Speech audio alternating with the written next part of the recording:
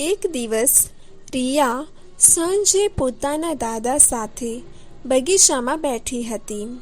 અચાનક આખા વિસ્તારમાં લાઇટ જતી રહી. ચારેય બાજુ અંધારું થઈ ગયું. રિયાએ દાદાને પૂછ્યું, દાદા, અત્યારે આપણને કંઈ દેખાતું કેમ નથી? દાદાએ ખિસ્સામાંથી નાની ટોર્ચ કાઢી અને ચાલુ કરી.